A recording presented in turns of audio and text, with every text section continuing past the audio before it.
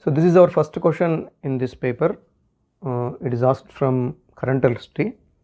The current passing through the battery in the given circuit is, so through this line, so we should find out the current.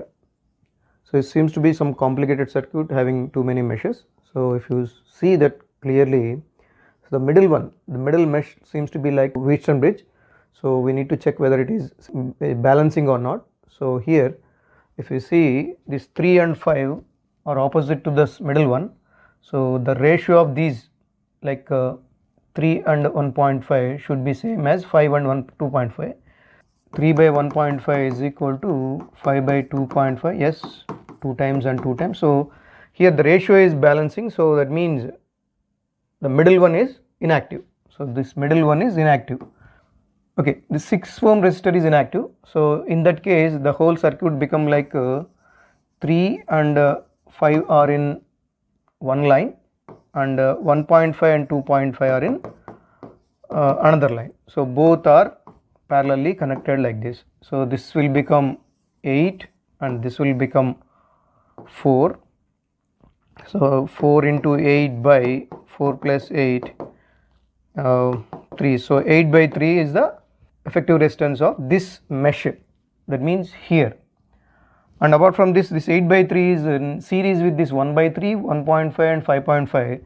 So on a total you have 1 by 3 plus 8 by 3 plus 1.5 plus 5.5, which gives this is 9 by 3, which is 3, plus this is 7. So 10 ohms is the total effective resistance of the circuit.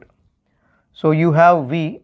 So we need to find out I is equal to V by R. So V is 5 volts divided by 10 ohms. So you have 0.5 ampere. So which is third one. Our next question is, the electric field in a plane electromagnetic wave is given by Ez is equal to 60 cos, some phase is given. Then expression for the corresponding magnetic field is, here subscripts denotes the direction of the field. So Ez is given. So Ez is equal to some 60 cos 5x plus 1.5 into 10 to the power of 9 t volt per meter. So Ez is given. This question is asked from electromagnetic waves. So here, since electric vector is in z direction, your magnetic vector will be in y or x. So it may be bx or by. It's not bz. So fourth is not the right option. And coming to the phase, here coming to the phase, what we see, so in this kx minus omega t we should have. So by by seeing this one, we can easily say that this kx is equal to minus of 5x, because we need to put the equation in terms of kx minus omega t. So in that case you will get minus 5x. So this is the option, kx, your k part is in negative x direction. So when k is in negative x direction, that means the wave is propagating in x direction, then definitely your magnetic vector will be in y direction. So by could be the answer. So bx also not. So third one is also not the option. So only the leftover is by, first and second one. So in those two, only the amplitude is different. So find out that amplitude from the given thing. So here E naught is given, that is 60, where B naught is equal to E naught by C, which is equal to E naught is 60 divided by C is 3 into 10 to the power of 8. So 3 ones are 3, 20s are. So here I can write 2 into 10 to the power of minus 7. So 2 into 10 to the power of minus 7 is the amplitude for this second one. So the answer is the second one. Right. Our next question is, a open pipe at both ends has a fundamental frequency F in air. The pipe is now dipped vertically in a water drum to half of its length. The fundamental frequency of the air column is now equal to. So here totally asked from sound and waves, asking about argon pipes. So you have a open argon pipe and a closed argon pipe, closed with the water till this half of the length. So if this is L, this active length is L by 2. So for this fundamental thing, f is equal to v by 2l. Fundamental frequency for open pipe is f is equal to v by 2l.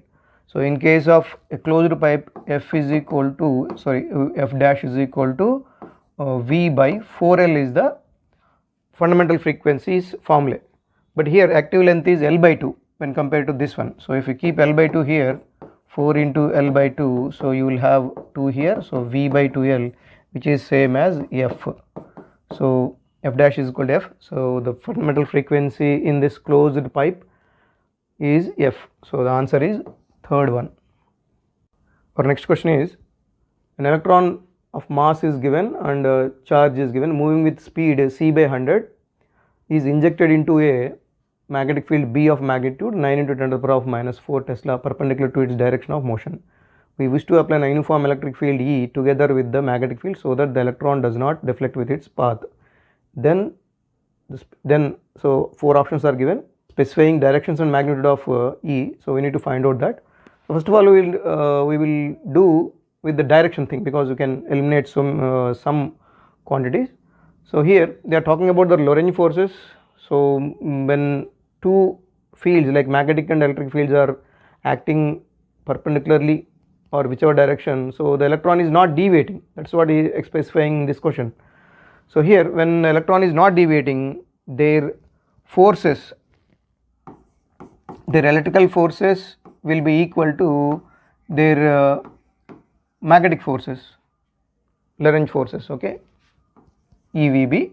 So E gets cancelled, E is equal to VB. Here V is C by 100 into B, that is equal to C 3 into 10 to the power of 8 by 100 into B is given, that is 9 into 10 to the power of minus 4, 9 into 10 to the power of minus 4. So which is equal to, this is 6 and with this we will get 2 here. So 27 into 10 to the power of 2, the answer will be like 3 or 4. Okay, 3 or 4, we got this. But here generally V cross B we will consider, V cross B. So E will be perpendicular to V and B because here we have cross product. So E will be perpendicular to V and B. So E is perpendicular to B. This is the option, that is third one is the option. Our next question is, in a certain camera a combination of 4 similar thin convex lenses are arranged axially in contact, then the power of the combination and the total magnification in comparison to the power P and magnification M for each lens will be respectively. So according to the question, it is given that a lens system is there. So in that lens system we have few lenses placed side by side and placed coaxially. So we have a lens system for the camera, okay. So there inside you have lenses which are arranged coaxially on one axis and side by side, whose each power is P and whose each magnification is M. So now we need to find out the total combinations power and magnification. So from the basic concept we know that when lenses are arranged side by side, the focal length reciprocal of the focal length 1 by f is equal to 1 by f1 plus 1 by f2 plus and so on. We can sum up the reciprocals of the focal lengths. So like that, powers also like that, P is equal to P1 plus P2 plus and so on. We need to sum up the powers. So with this we can easily say the whole power is 4P. So 4P comes in 2 and 4 and we need to decide the magnification. Now come to the magnification. So for a combination which is placed coaxially, the magnification is, total magnification is equal to product of the individual magnifications like this. So with this we can say easily m power 4 is the total magnification of the system. This is easy question only. So if you know the concept you can easily place that one. Whoever have conceptually little bit doubt, like this one is a very basic one, you can easily know from 10th class onwards. In class 10th you will know whether it is CBSE or ICSE, you will know when lenses are kept aside your powers will be added up. But when come to the magnifications, consider 2 lens system, okay. Consider 2 lens system, assume that there is an object here, so it has an image here, okay. So this is object's length and this is image's length, and for this will be the object length consider it as u dash, and this will be its image length v dash. So if you consider the whole magnification, m dash is equal to v dash by initial distance u. So now I can write a v dash by u dash into u dash by u.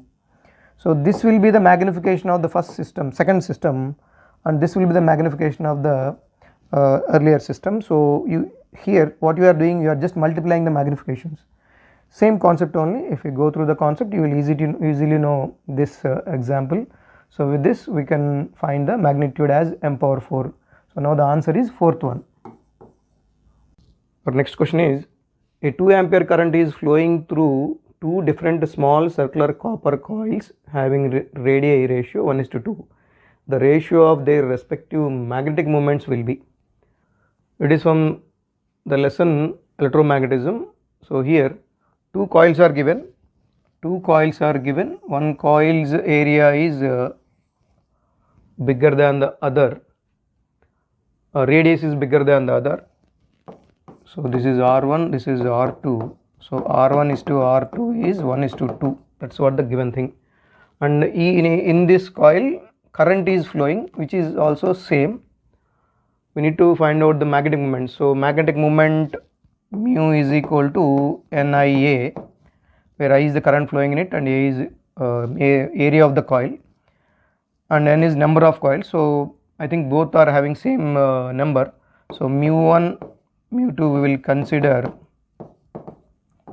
Then your mu1 by mu2 is equal to A1, that is pi R1 square by pi R2 square, which gives R1 by R2 whole square, 1 by 2 whole square. So the answer is 1 by 4. So the ratio is 1 by 4, that means second one. So second one is the option for this. Our next question is, a constant voltage of 50 volts is maintained between the points A and B of the circuit shown in the figure. The current through the branch CD of the circuit is. So if you see this question, it is like similar to the series and parallel combination of resistors, but at middle CD you have a copper wire or a wire which is shorted CD. So with that we can easily say that this branch, we can nudge this branch. We can easily say that 1 and 3 are parallel and 2 and 4 are parallel. So with that I can get the equivalent circuit like so this is 1, this is 3, this is 2 and this is 4. So I got equivalent circuit. Why? Because I need to find the total current which is flowing inside. So we have a common potential. So with that we can find the current which is flowing inside. So with this the combination, parallel combinations effective resistance here is 1 into 3 by 1 plus 3 and here is 2 into 4 by 2 plus 4. So with short you will get 3 by 4 plus this is 6, so 4 by 3. So on sum up you will have 12 here, and this is 9 plus 16, that is 25 by 12 is the total effective resistance of this. Now we need to find the current which is flowing. So for that I is equal to V by R, we need to substitute. V is equal to 50, R is equal to 25 by 12. If you reciprocate this, 25 ones are and 25 twos are 50. If you reciprocate this, you will have 24 amperes. Okay. So now we got 24 amperes as the total current which is flowing inside. Now that current is going to divide like this here. So when it is going to divide among these resistors, the current will be divided like three parts of the total 4 parts will be flowing through this, and here one part. So with that I can say the current flowing here is 3 into 24 by 4. So 4 ones are 4 6 are, so 18 amperes is flowing here and the remaining 6 amperes is flowing here. So here 6 amperes, here 18 amperes, on a total you have 24 amperes flowing inside. Now come to here in this main circuit, the current which is coming here is 18 amperes and here is 16 amperes. After reaching C, it has to go that way or need to be combined or need to be rearranged in such a way that according to these resistors it should be distributed. So here it is 2 ohms, it is 4 ohms. So the current which is coming to this side, it may go that side, or the current which is coming that side may come this side. There may be a chance of happening of current which is flowing from C to D or D to C. So whatever. So after reaching here, because of this shorting, the whole current will be considered as a one thing, and we need to distribute according to this. So if we distribute according to this, so here 4 parts of the current among 6 parts will go in this way. So I can write like 4 into 24 by 6, and here 2 parts among 6 is going in this way. So 2 into 24 by 6. So 6 ones are 6, 4s are 4 4s are 16. So 16 amperes is going in this way, and here 6 4s are, so 8 amperes is going in this way. Earlier in this line at this resistor we have 18 amperes, and now here I will consider this picture. Here in this it is 18 amperes, but now here only 16 amperes is going. 16 amperes is going. So how much it can how much it can distribute? If 16 is going in this way, 18 is coming, according to circuit law 2 amperes is going through CD. So exactly the answer is 2 amperes. That is the answer. So because 18 amperes is coming, 16 is going in this way, so remaining 2 amperes will come to this side, and here it is 6. At 3 ohms you are getting 6 amps current which is flowing here, and after getting these 2, the whole 8 is going in this way. That's what we got, 8 amperes. So total 8 amperes is going. Little bit complicated one only. This is a mains type question. Not very hard, but it takes time. It will eat your time. So just have a look about the total combination of the current, total current of this combination, and then distribute according to the resistors. Then you will get the answer easily. Not a truly complicated one. It's like time eating mid-level question. Our next question is, two gases A and B are filled at the same pressure in separate cylinders with movable pistons of radius RA and RB respectively. On supplying an equal amount of heat to both the systems reversibly under constant pressure, the pistons of gas A and B are displaced by 16 centimeters and 9 centimeters respectively. If the change in their internal energy is the same, then the ratio RA by RB is equal to. So here total thermodynamic nature of two systems is explained. So one gas A and another one gas B whose pressures are same. So at constant pressures we have a thermodynamic formula like delta Q is equal to delta U plus W or delta W. So here they are giving the heat supplied by the system for the both is same. That means delta Q of A is equal to delta Q of B is same, and internal energy is also the same. So delta U of A is equal to delta U of B is also same. So whatever the remaining thing, that is work done, is same for both. So work done of A is equal to work done of B.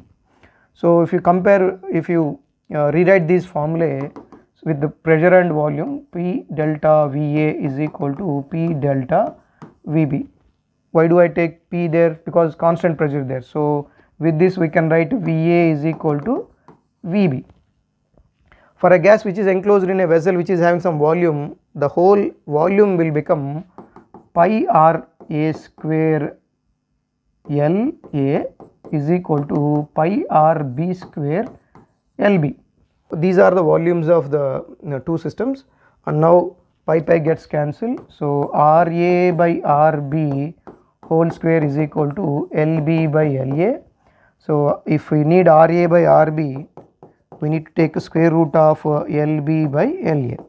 So what is LB? The piston, second piston moved by 9 centimeters and first system moved by 16 centimeters. So I can take 9 by 16 or 3 by 4 is the answer for that ratio. So the answer is third one, 3 by 4. Our next question is, a container has two chambers of volumes V1 is equal to 2 liters and V2 is equal to 3 liters separated by a partition made of thermal insulator. The chambers contains N1 is equal to 5 and N2 is equal to 4 moles of ideal gas at pressures P1 and P1 is equal to 1 atmosphere and P2 is equal to 2 atmosphere respectively. When the partition is removed, the mixture attains an equilibrium pressure of. So here two systems are given, so which are having a different type of volumes and different types of pressures. When they are talking about thermodynamic nature for an ideal gas, we can easily take the formula PV is equal to nRT for each system, because pressures and volumes are different, so temperature will be taken as constant. Only I can write P1 V1 is equal to N1 RT and P2 V2 is equal to N2 RT. R and T are constants here, temperature is constant for this. Because the system has two parts which is not transferring the heat from one place to other place, thermal insulator it is, so it is not transferring the temperature, so they have their own temperatures, but it didn't specify that temperature is constant or not. But for an ideal gas, when volumes and pressures are changing, we should consider temperature as constant. So these two are the things we got. Now if you see the conceptual thing here, assume that 10 members are there and here 20 members are there. So when you take out these obstacle, so all are mixed up and everything, like total count of this thing is 30 members, right? You are just adding the numbers, adding the number, that's it. Like that here also, the moles, number of moles in those systems, when you take out that insulator, that will be added up. Like here you will get N1 plus N2 is equal to N1 plus N2, the total combination.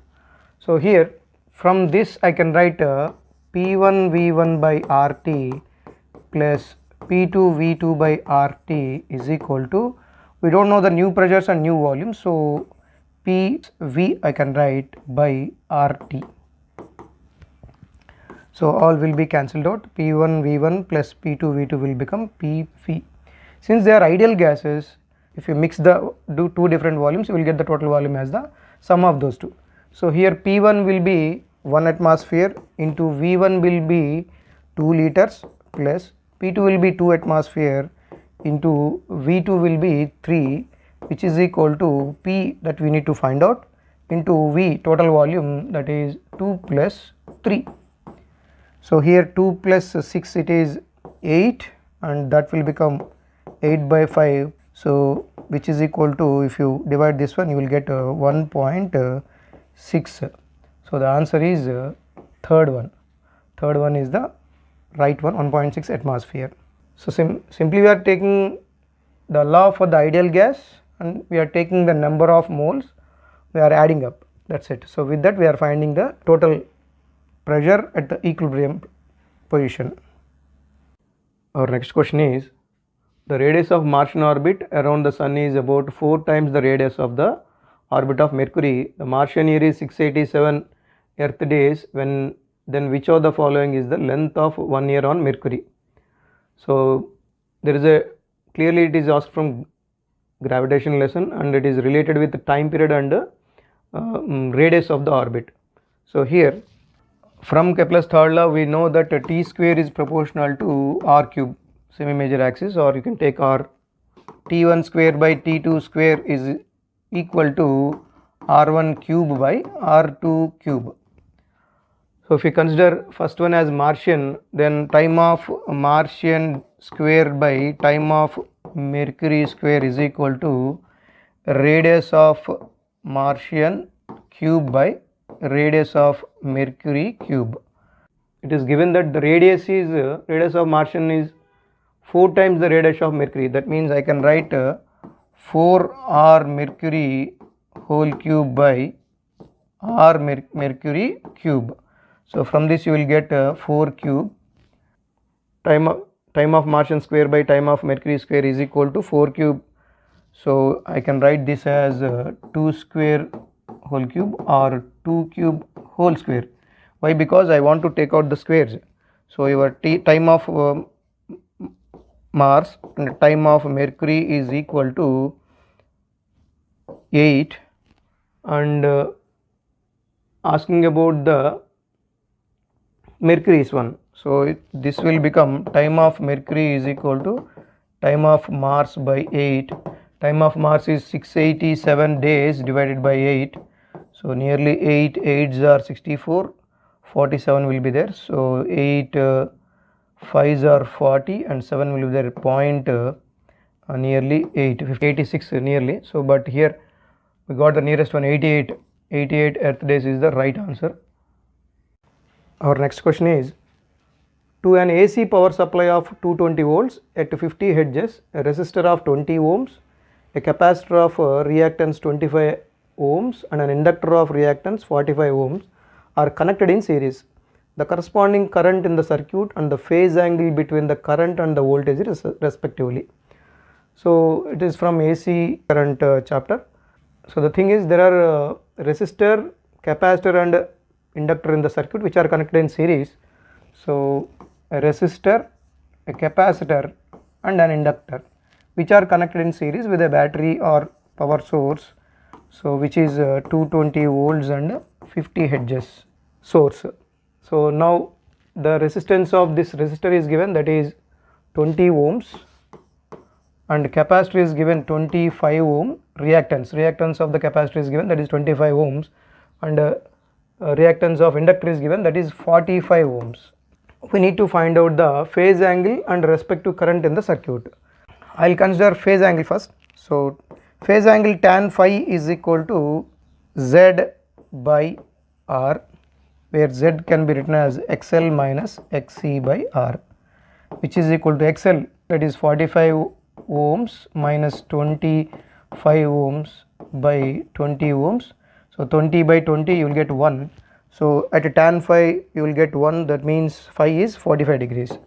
Phi is equal to 45 degrees. So phase angle is 45 degrees, that means either 3 or 1. Now come to the current part. To find the current part, we need to find the total effective reactance. So total reactance Z is equal to square root of R square plus XL minus XC whole square, which gives R square is 20 square, this is also 20 square, you will get 20 root 2 as the impedance of the total circuit. Then your I is equal to V by R or V by Z here. So that is equal to V is 220 by Z is 20 root 2. So 21s are 20, 11s are 11 by root 2. 11 by root 2 means 11 by 1.414, nearly it will be 7.8. So it is 7.8. So the answer would be third one. So answer would be the third one. So our next question is, a wire of resistance R is cut into 8 equal pieces. From these pieces 2 equivalent resistance are made by adding 4 of these together in parallel. Then these two sets are added in series. The net effective resistance of the combination is. So we have a wire which is cut into 8 parts, then each part's resistance will be R by 8. So they use these each part and made like 4 resistors as in parallel and made like one thing, and another 4 like one thing, and which are connected in series like this. So when you connect this one, this R by 8, R by 4 R by 8s in parallel, so your resistors for this combination will become like this. So it is R by 8 into 4. So when you are adding in series, so this will be doubled, so this will be R by 16 only. So the effective resistance will be R by 16. So option is fourth one. Our next question is, the output Y of the given logic implementation is similar to the output of gate. So gates combination is given, asking about the similar gate which is acting like this. So that's what we need to find out. So first of all, we have an AND gate. We have an AND gate. That AND gate means multiplication of two quantities. So those two quantities are coming from these two gates. So one is NOR and one is NAND. So for NOR it is A dot B, A plus B bar, and for NAND A dot B bar. So this is the De Morgan's expression. So we need to find out. So I want to take two table here. For A, B, result is some Y. So 0, 0, 0, 1, 1, 0, 1, 1. Okay, if we take 0, 0 here, 0 into 0 become 0 bar 1, 0 plus 0, 0 bar 1, 1, 1 into 1, 1 only. So your one output is 1 only. But here when compared to with the options, AND gate, OR gate doesn't have 1 at their first places. So take out those two, only the remaining NOR and NAND. For NOR and NAND, the 1 1 will be 1 only. Okay. So if we check with 1 1, nothing will be resulted. So take 0 1 or 1 0 here. So if you take 0 1, this will become 0 bar 1. If you take 0 1 1, you will get 1 bar 0, 1 into 0 0. So the option will be 0 only. So here either for NOR or NAT, we need to check. For NOR you will have 1 0 0 0 as the truth table. For NAND it is 1 1 1 0. For NAND this is the one thing. So where you will get 0? NOR or NAND. Here you will get 0. So which compares with NOR, not the NAND. So the answer is first one. Our next question is, two identical charged conducting spheres A and B have their centers separated by a certain distance. Charge on each sphere is the force of repulsion between them is F. A third identical uncharged conducting sphere is brought in contact with sphere A first and then B and finally removed from both. New force of repulsion between spheres A and B. Radii of A and B are negligible compared to the distance of separation, so that for the calculating force between them, they can be considered as point charges. Is best given as. So this time reading of this one is time eating only, but I have to do it. So here two spheres are there which are identical and separated by some distance d. So they are saying about repulsion force. Repulsion force means both are having same charge, positive, either positive or negative, both are having same polarity. So you will have repulsion force only. So your F is equal to K into Q square by D square.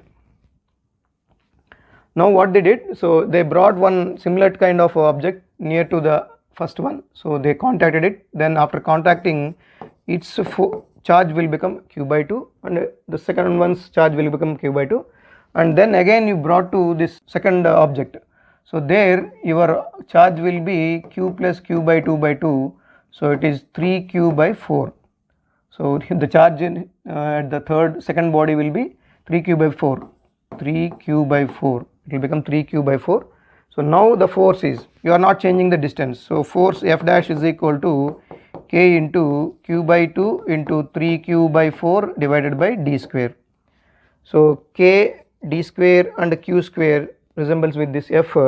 So here 3 by 8 into F. Your answer will be 3 by 8 into F. So answer is first one. Our next question is, consider the diameter of the spherical object being measured with the help of a vernier caliper. Suppose its 10 vernier scale divisions are equal to its 9 main scale division MSD. The least division in the MS is 0.1. Main scale is 0.1 centimeter and the 0 of vernier scale is at x is equal to 0.1 centimeter when the jaws of vernier calipers are closed. If the main scale reading for the diameter is m is equal to 5 centimeter and the number of coinciding vernier divisions is 8, the measured diameter after zero error correction is.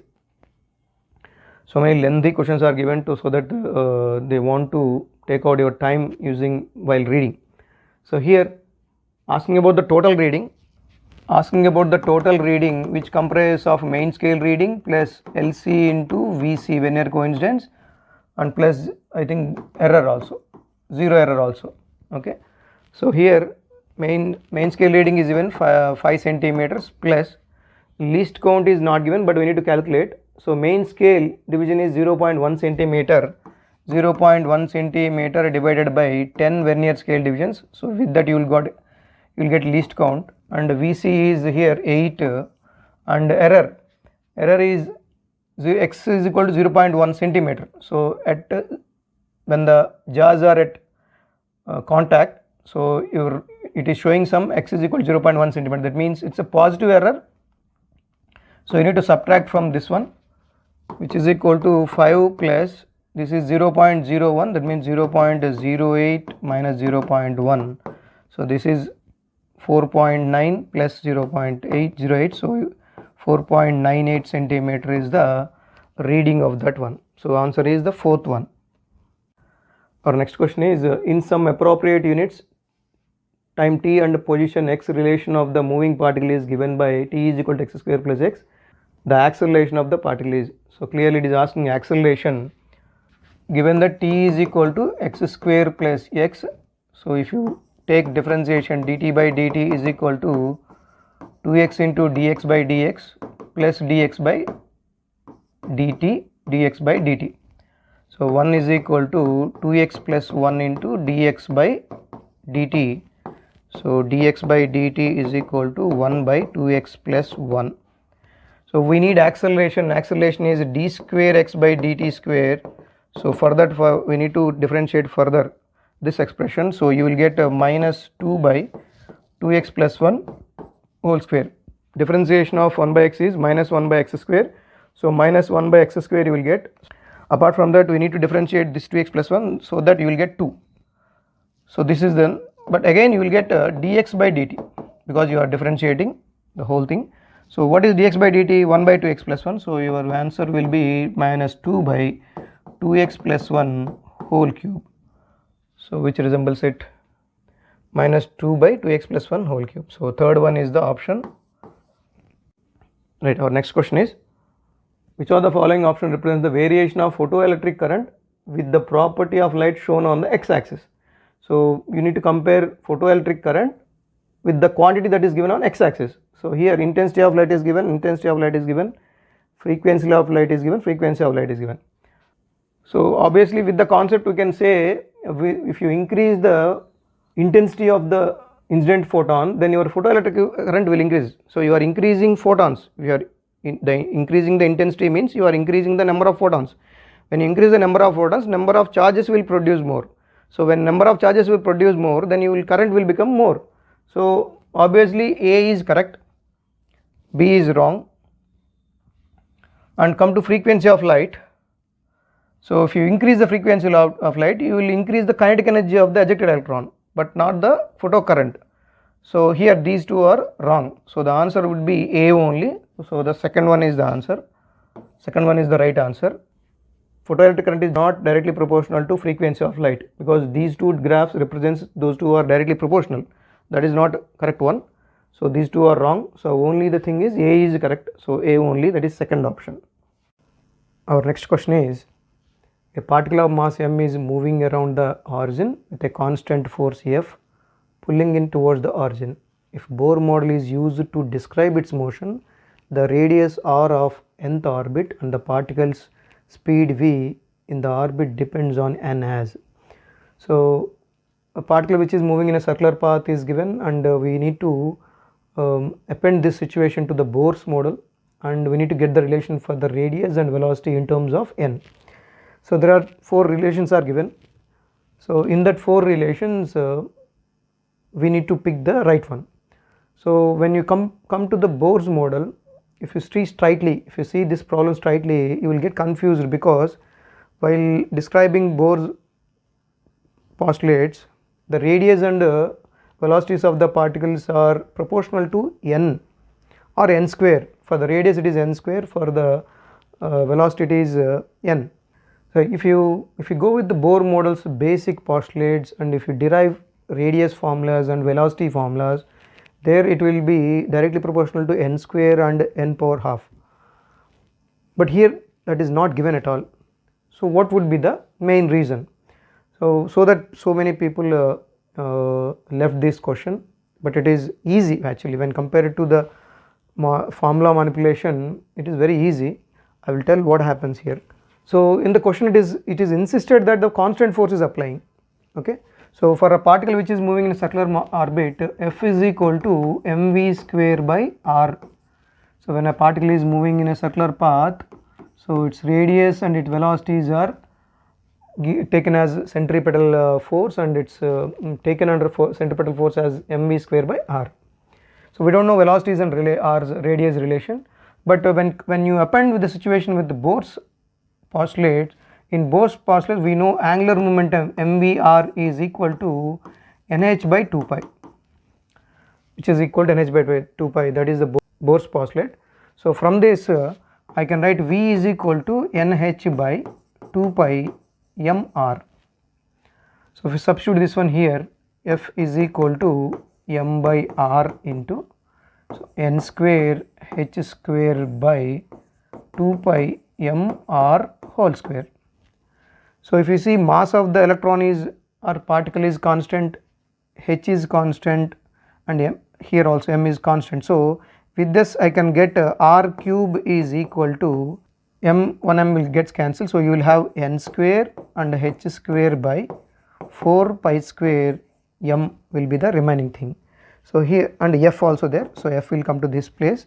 So here after seeing this one, f is constant, m is constant, h is constant. So r depends upon n in terms of this. So from this I can write r cube proportional to n square, or r is proportional to n power 2 by 3. So usually we will substitute this mr square in this, and then we will get a relation for r, simple one r only. But here they insisted that force is constant, so if you put that force as it is, and if you get the relation with the f, you will get the relation like this. So r is proportional to n power 2 by 3. So n power 2 by 3 is having in fourth option only, so only fourth option is the correct one. But what about velocity? Velocity here it is proportional to n, right? So that is not like this. So you substitute this r cube here. We can substitute this relation in this also. So here v is proportional to n and r here. So I can write v is proportional to n by r. Since r is proportional to n power 2 by 3, I can write n v is proportional to n by n power 2 by 3, which leads to n power 1 minus 2 by 3, which is which in turn velocity is proportional to n power 1 by 3. So we proved that. So fourth one is the answer for this. So main thing is, when you directly by heart the radius formula and velocity formula, you will get confused about these relations.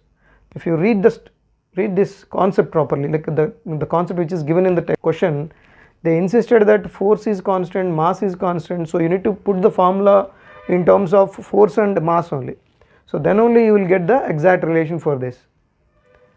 It's like mains problem only, and if you are capable of doing that one, you need to lose the time also.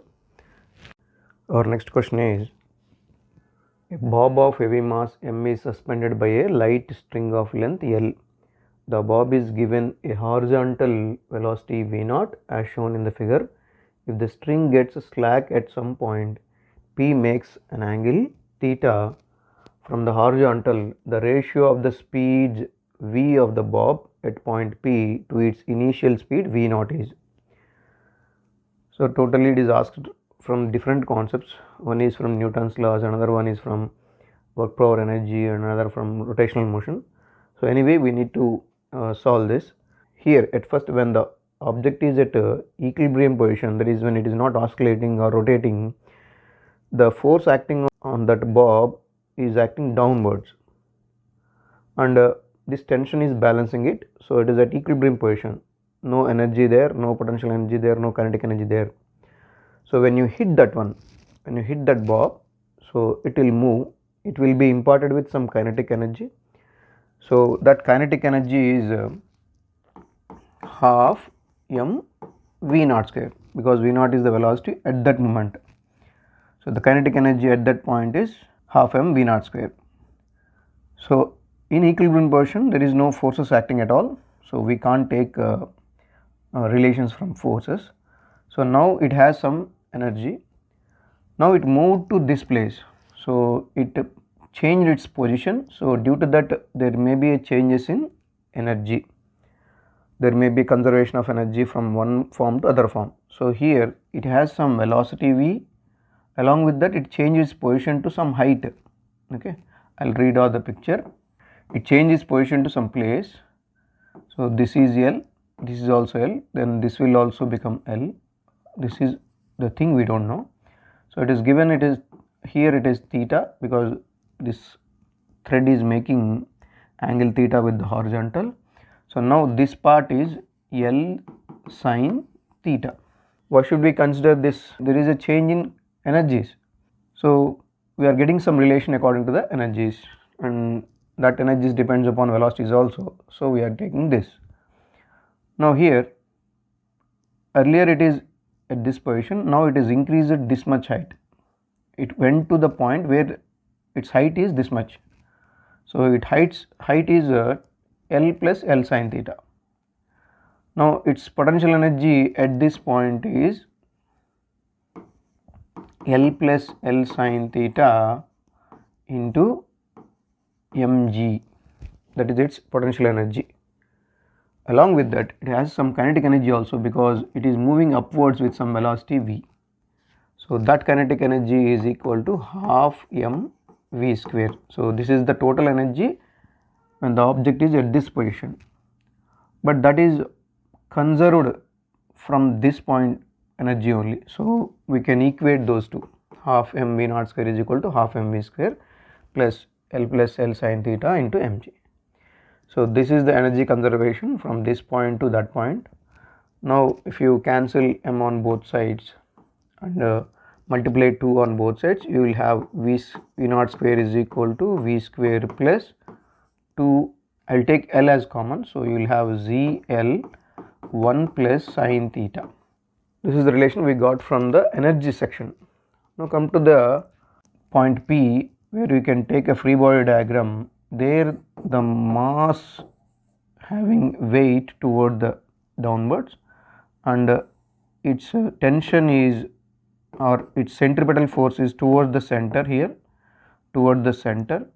So if you resolve this force into this one, so if this is theta, this is 90 minus theta, so then your component here will be mg cos 90 minus theta, and its rectangular component, another rectangular component, that is mg sin 90 minus theta, which comprises a velocity towards this direction. Now from this, when it is slack, there is no tensional force in the thread, so only the force which is letting that object in a circular path is mg cos 90 minus theta, which is mg sin theta. So only this force is the cause for circular motion. So then the centripetal force acting on that object at that moment is mv square by L. V is velocity there, and this is the radius, that is L. So mv square by L, centripetal force, is equal to the component of this mg which is acting towards center is mg sin theta. Only that component is acting toward the center. So mm gets cancelled. V square is equal to Lg sin theta is the velocity relation over there. So if you substitute that V square here, you will have V naught square is equal to ZL sin theta plus 2ZL, I am expanding this to 2GL sin theta, which gives 2GL plus 3ZL sin theta. So if you take ZL as common, ZL is equal to 2 plus 3 sin theta. This is V naught square. We have V square. Asking about the ratio between velocity of the object at that point P to the velocity at the beginning. So V by V naught. So from these two I can take square root of Lg sin theta by GL into 2 plus 3 sin theta. GL gets cancelled, so the remaining thing is sin theta by 2 plus 3 sin theta, which is the option first one. So first one is the option. We have considered the change in energies or conservation of energies because it changes its position, and later we got the centripetal force expression for the remaining component of that weight. So we compared those two and we got the expression. This is a mains level question only, too many calculations are there, so examiner wants to consume your time. Our next question is, a full wave rectifier circuit with diodes D1 and D2 is shown in the figure. If input supply voltage Vin is equal to 220 sin 100 pi t volt, then at t is equal to 15 milliseconds, so how the diodes will work? So like that the options are given. D1, D2 both are reverse bias, D1 is forward, D2 is reverse. There is a shuffling of the natures of the diodes. So here if you see this is a full wave rectifier circuit. So whenever a positive cycle comes, one will be working as a forward bias and another will be working as a reverse biased. The question is when at this time at t is equal to 15 milliseconds, so which diode is acting in which way, that we need to find out. So it is given that The input voltage is given V in is equal to 220 sine 100 pi t volt. So that is the input voltage. So the cycle, since it is a AC voltage, so you will get a cycle like this, AC voltage cycle. So till this here it is T by 2, till this it is another T by 2, total is T. And they are asking about at T is equal to 15 seconds, at T is equal to 15 milliseconds, how the diodes are working. So if you know the time period, then we can easily find at that time, then we can easily find which cycle is coming, whether it is positive cycle or negative cycle. So first of all, find out the time of this cycle. So with that, what we can get, so here it is looking like omega t. So omega is equal to 100 pi, which is equal to 2 pi by t. Pi gets cancelled, 2 1s are 2 50s are. So t is equal to 1 by 50 or 0.02 seconds. So I can write 20 milliseconds. So for total time is 20 milliseconds, it is given 15 seconds. So at 10 seconds, so from here to here it is 10 seconds, and from here to here it is 10 seconds. So that means at 15th second it is in negative cycle. So at negative cycle, the downward diode will be working under forward bias and D1 will be working under reverse bias. So D2 is in forward, D1 is in reverse. So option 3 is the answer. D1 is reverse bias, D2 is the forward bias one. The main thing is we need to find out the time period, and then according to the given time, which cycle is flowing at that moment. So based on the cycle we can detect which diode is in which mode. Easiest one only. Our next question is, a balloon is made of a material of surface tension S, and its inflation outlet from where gas is filled in it has a small area A. It is filled with a gas of density rho and it takes a spherical shape of radius r. When the gas is allowed to flow freely out of it, its radius r changes from r to 0 in time t. If the speed v of r of gas coming out of the balloon depends on r as r power a, and t total time required to empty the balloon depends upon s power alpha, a power beta, rho power gamma and r power delta, then we need to find out these. So using units and measurements we can easily do this one. So first compare the quantities. So on left hand side I have T, which is proportional to surface tension's power whose power is alpha, and area whose power is beta, and density whose power is gamma, and radius whose power is delta. So if you compare the left hand side dimensional formula, which is m power 0 L power 0 T power 1, should be equated to surface tension is m by T square whole power alpha, area is L square whole power beta, this is m by L cube whole power gamma, and this is L power delta. Now compare the respective physical quantities, basic fundamental physical quantities. Here m power 0 is there, and here m power alpha and m power gamma. So by comparing the powers, 0 is equal to alpha plus gamma, which leads to alpha is equal to minus gamma. That means alpha's value is negative of the gamma thing. So compare whether it is there or not. As usual I said, just eliminate the options with the minimalistic information. So here alpha beta are same, so this is not, this is double of the alpha, and here it is same, minus and minus half. Here only those are opposite, alpha is equal to minus of the gamma. So I think fourth one is the right option. Okay, so if we compare the value first, then here times, so no time component here, only here it is T power minus 2 alpha is equal to T power 1. So minus 2 alpha is equal to 1, alpha is equal to minus 1 by 2. Yeah, so now fourth one is perfectly matching, but we didn't get the remaining things. So we didn't get the remaining things, even we don't get the remaining things because we need to get complex equation when compared to the length powers. So with that complex equation we can't get the proper value, exact values. Only the thing is we can confirm the given values are properly designed or not. So here it is 2 beta minus 3 gamma plus delta is equal to 0 there. So anyway gamma is half, so if we substitute that one, 2 beta plus delta is equal to 3 by 2. So for the given values of beta and delta, so 2 into minus 1 plus 7 by 2, which gives, this is minus 2, so minus 4 plus 7 is 3 by 2. That's what the RHS is. So we can confirm the values whether they are satisfying in this equation or not.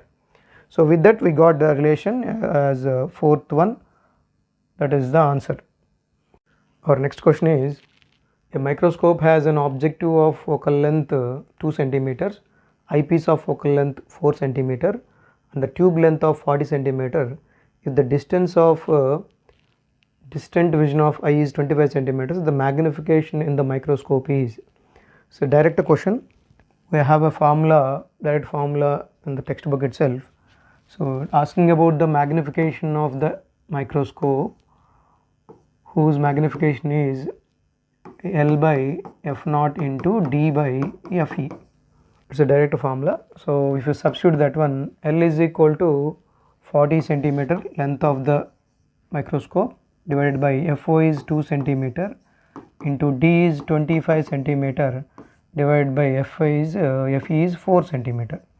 So 4 ones are 4 tens are, 2 ones are 2 fives, 5 25s are 125 is the magnification of microscope. It's a direct formula given in the textbook itself. So the answer is the third one, 125. Our next question is, two identical point masses P and Q suspended from two separate massless springs of spring constants K1 and K2 respectively oscillates vertically if their maximum speeds are the same. The ratio AQ by AP of the amplitude AQ of mass Q to the amplitude AP of mass P is. So two springs are there, it is given two springs and they are oscillating with spring constants K1 and K2. We need to find out the amplitudes ratio. So first if we consider those two springs, this is object P and this is object Q, whose spring constant is K1 here, this is K2 here.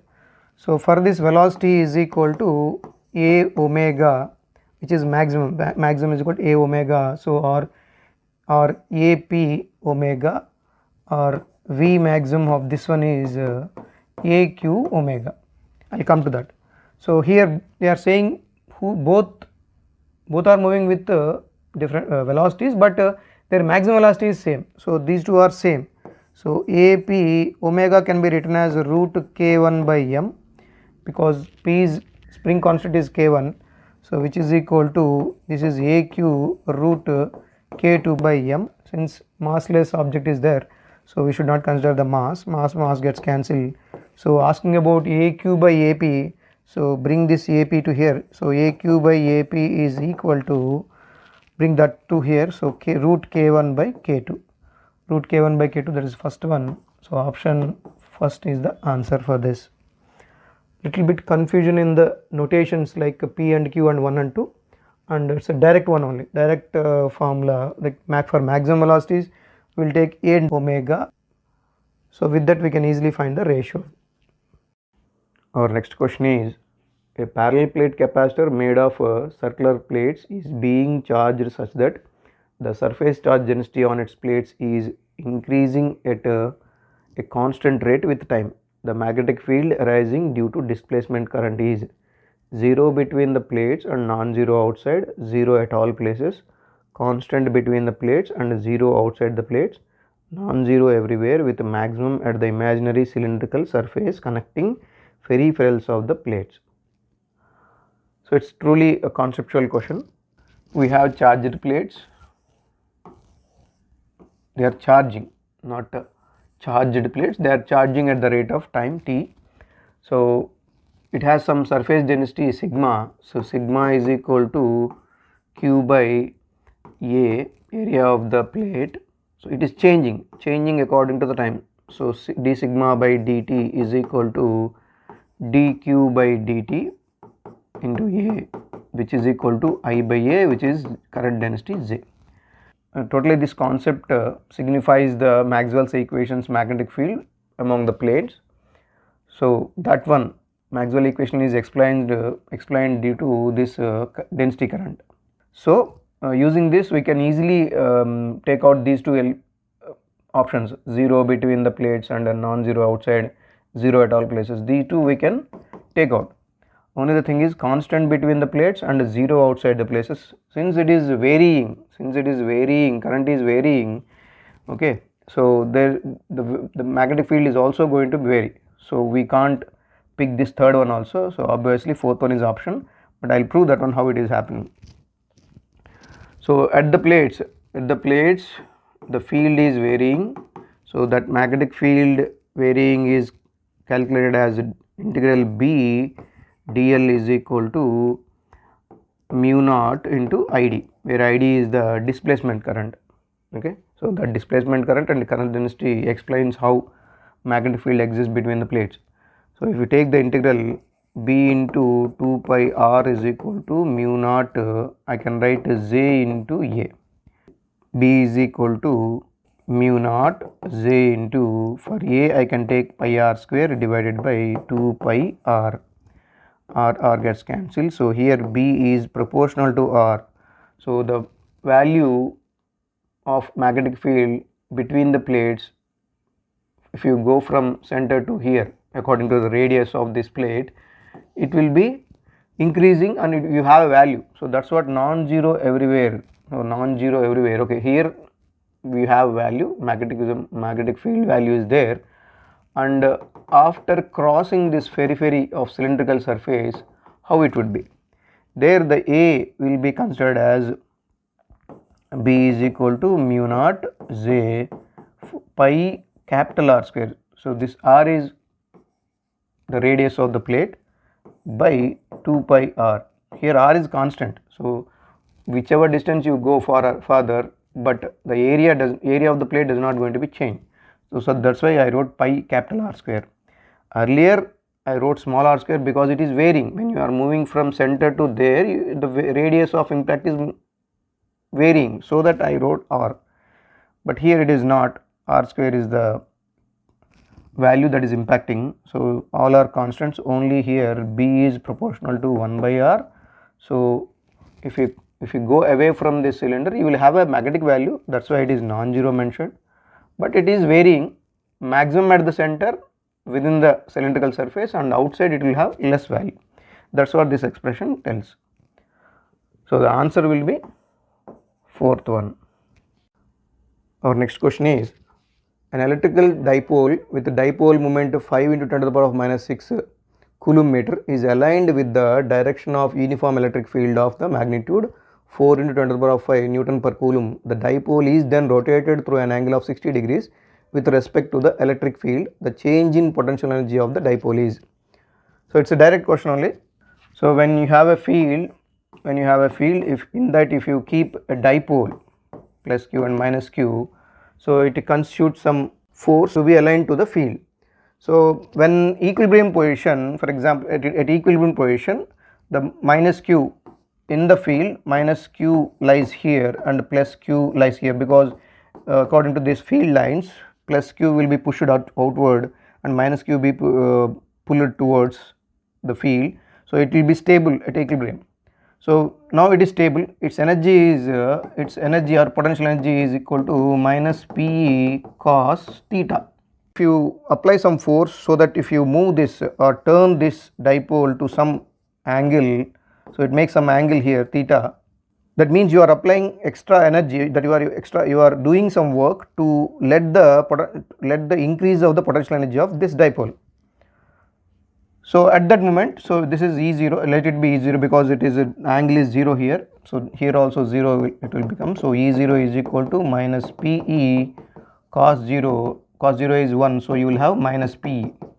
So if you rotate this dipole to 60 degrees, your energy will become minus PE cos 60, where cos 60 is 1 by 2. So this is minus PE by 2 is the energy, that is potential energy that is in the dipole when it is rotated to 60 degrees.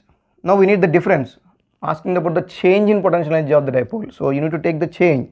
So for that E60 minus E0 gives minus PE by 2 minus of minus PE. So which leads, this is minus PE by 2, this is plus PE, so you will have PE by 2, where P is given like 5 into 10 to the power of minus 6 and E is given 4 into 10 to the power of 5 whole divided by 2. 2 2s are, so you will have 10 into 10 to the power of minus 1 or 1 joule is the energy. So 1 joule is third one, so answer is third one. So simple one only. So P minus P cos theta you have to take for the potential energy at the equilibrium position. So if you rotate some angle, just take the angle there and take the difference, that's it, easiest one.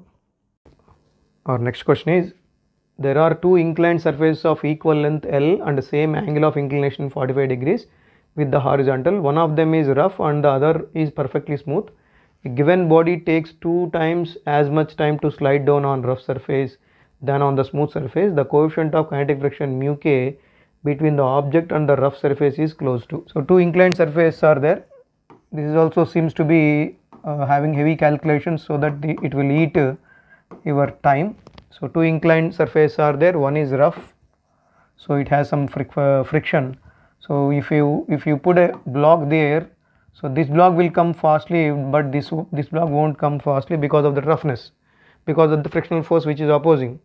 So if you draw free body diagram, you will come to know the exact picture on exact formulation for the acceleration.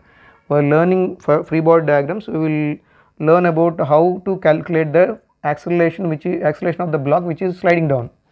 So in this case it will be acceleration is equal to z sin theta, but here it is I will put as here, here a roughness, ar is equal to z sin theta minus mu z cos theta, because whatever the acceleration is there earlier when roughness is not there, it is g sin theta. When roughness is there, frictional force opposing it one, so frictional force is mu k into normal force, where normal force is balanced by g cos theta. So same thing. So here we got two accelerations, g sin theta, and this is g sin theta minus mu g cos theta. If you substitute 45, it will be z by root 2 and this will be z by root 2 minus mu z by root 2, or if you take a common, z by root 2 is equal to 1 minus mu k. So these are the expressions for accelerations. But from the question it is clear that the sliding times are related, like the time of sliding about rough surface is double than the time of sliding on smooth surface. So we can take like a time of sliding for the smooth surface is half of the time of rough surface. That's what it is given. Time of rough surface is double than time of smooth surface. So it is given like this. So if I get an equation based on these two, I can easily find mu k. So we know that the distance traveled by the slide will be same as L only. So if you get the expression from one dimension, the distance traveled by the block is L, which is equal to half into at square. So in both cases I can write L is equal to, or you can equate both because length is same. So I can write at square z by root 2 into ts square is equal to z by root 2 into 1 minus mu k into tp square. So z by root 2 gets cancelled. So we need 1 minus mu k, which is equal to ts square by tp square. So you will get 1 by 4 here. So if you reshuffle it, mu k is equal to 1 minus 1 by 4, which is 3 by 4, which is 0.75. So answer is the first one. First one is the answer. You know these accelerations just by putting the respective formula, you will get it easily, but it will take time for the calculations. It will take time to visualize the procedure and all. It will take time only. Little bit mid-level question, mains level question only. Our next question is, de Broglie wavelength of an electron orbiting in the n is equal to 2 state of hydrogen atom is close to given Bohr radius is equal to 0.052 nanometer. So clearly it is getting relation between de Broglie wavelength and Bohr's thing. So here de Broglie wavelength lambda is equal to h by p or h by mv. H by mv is the expression that we get from a dual nature. And according to the Bohr's thing, Bohr said that the angular momentum is equal to nh by 2 pi. So from this I want to get the expression for mv. Mv is equal to nh by 2 pi r. So if you substitute this here, lambda is equal to h by nh by 2 pi r. H gets cancelled. If you reciprocate this one and reshuffle the formula, you will have n lambda is equal to 2 pi r, where n is equal to 2. Asking about lambda is equal to 2 pi r can be written as r naught into n square, because this is the Bohr radius at level 1. So this will be like r naught into n square. So here n gets cancelled. N is 2, 2 into 3.14 into this is 2 into r naught is given 0.052 nanometer, which is equal to 2 2s are 4, 4 into 0.5 you will get some 0.2 here, 0.2 this one will get 0.6 something. So 0.6 something, that is third one.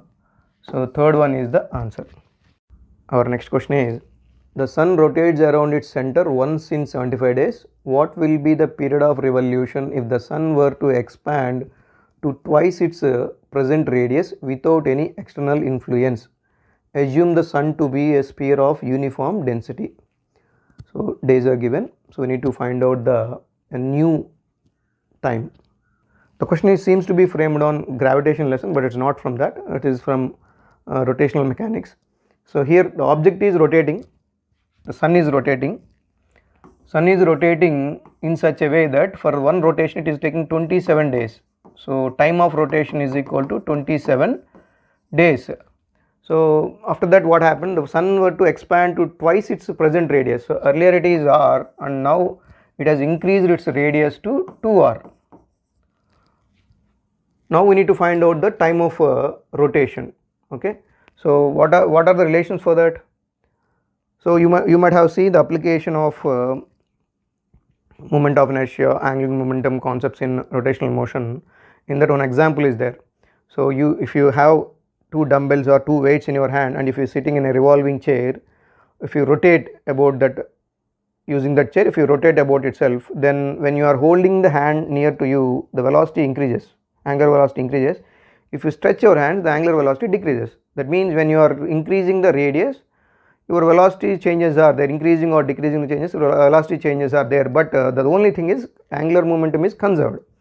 The angular momentum of that body is conserved, and you don't have external forces acting on it to rotate the chair also. So that means in that case, when you are not having any external forces, that's what is specifying here, without any external influences. So when you don't have external forces, your angular momentum is going to be conserved. For example, that means the I omega is constant, or I1 omega 1 is equal to I2 omega if you compare two situations. So if you divide 2 pi with this, the expression will become I1 by T1 is equal to I2 by T2. So what is I1? Moment of inertia of this spherical object. So at first it is 2 by 5 mr1 square, make it like that, by T1 is 27 days, which is equal to 2 by 5 mr2 square by that's what new time we need to find out, T2. Okay, 2 by 5 m, 2 by 5 m to cancel on both sides, because mass is not going to change, because even if you keep your hands here or if you stretch your arms, you are not going to increase or decrease your mass. So that's what it is. And even says that sun to be a sphere of uniform density, it is maintaining the whole body, it is maintaining uniform density, so your mass will be equal. Yes, there is a conflict according to volume, but according to the given situation we need to put the expression. So these two gets cancelled. R1 square by 27 is equal to R2 square by T2. If you reshuffle that one, you will have T2 is equal to R2 by R1 whole square into 27. So R2 is double of the R, so you will get 4 here. 4 into 27 is equal to 108 days. So then in the second case, sun rotates around it in 108 days. Our next question is, a physical quantity is related to 4 observations A, B, C and D as follows. P is equal to A cube B square by C root D Already this is the old question, previous question.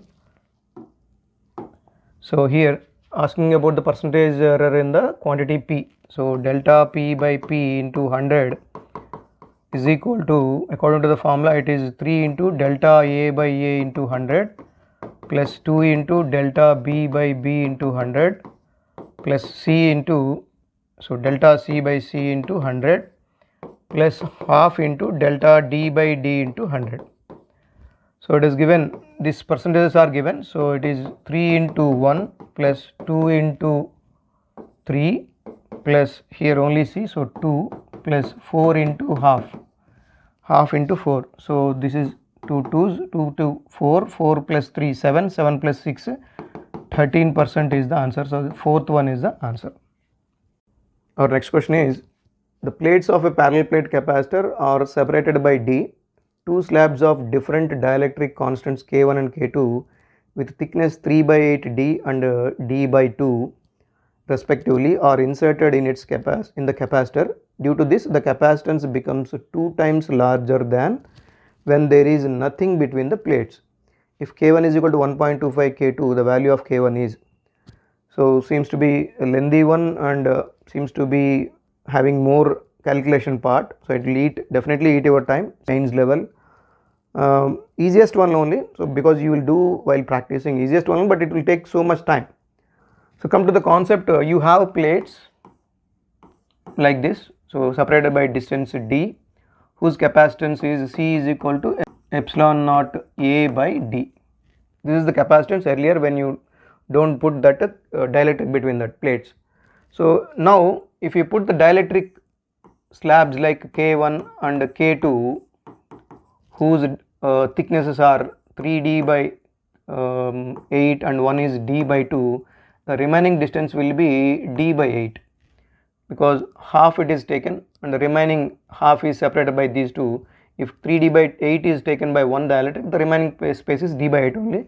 If you sum up, then you will get D by 2. So this is the arrangement of the dielectric between those two plates. So now the new capacitance, that means C dash is equal to, it is double of the old one. That's what it says. So it is 2 epsilon naught A by D. Okay, this is the new one. Asking about the value of K1. So there is a relation between K1 and K2, but asking about only K1. So for that we need to take the series or parallel combination here. So if you keep the dielectric constants like this, so that means they are in series. They kept in series like this. So here it is K1, here it is K2 and here it is empty. So all these three are in series. When they are in series, the total effective capacitance becomes 1 by C is equal to 1 by C1 plus 1 by C2 plus 1 by C3. So here 1 by C2, so here it is D by 2 epsilon naught A is equal to here D 3D by 8 by epsilon naught K1 A plus D by 2 by epsilon naught K2 A plus remaining D by 8 by epsilon naught A.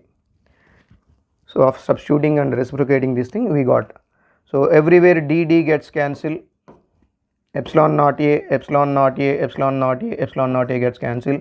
So only remaining thing is half is equal to, this is 3 by 8 K1 plus 1 by 2 K2 plus 1 by 8. So we know K2 relation from this K1. So if you substitute in K2 in from this, you will get K1 value directly. So here K1 is equal to 1.25 K2. We need K2. K2 is equal to K1 by 1.25, where 1.25 can be written as 5 by 4. If you reciprocate that one, you will get 4K by 5. Substitute that K2 here. So half, bring that 1 minus 1 by 8 to here. So minus 1 by 8 is equal to 3 by 8 K1 plus 5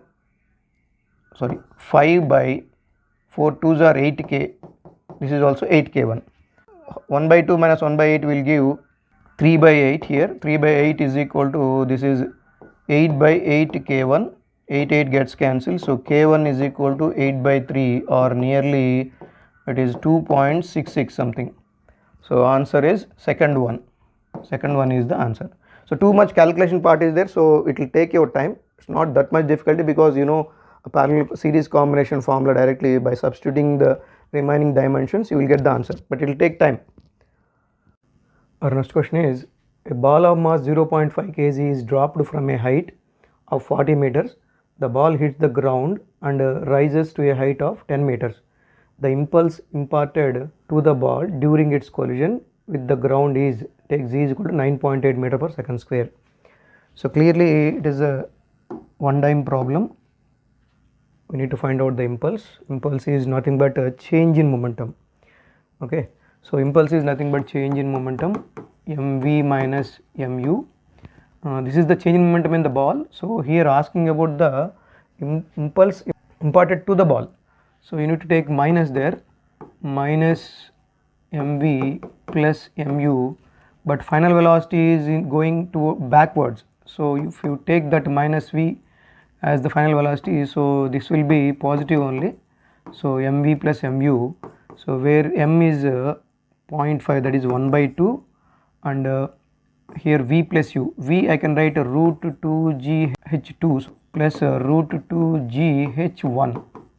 So h1 is the first height, which is equal to half into square root of 2 into 9.8 into h2 is 10 plus square root of 2 into 9.8 into h1 is 40.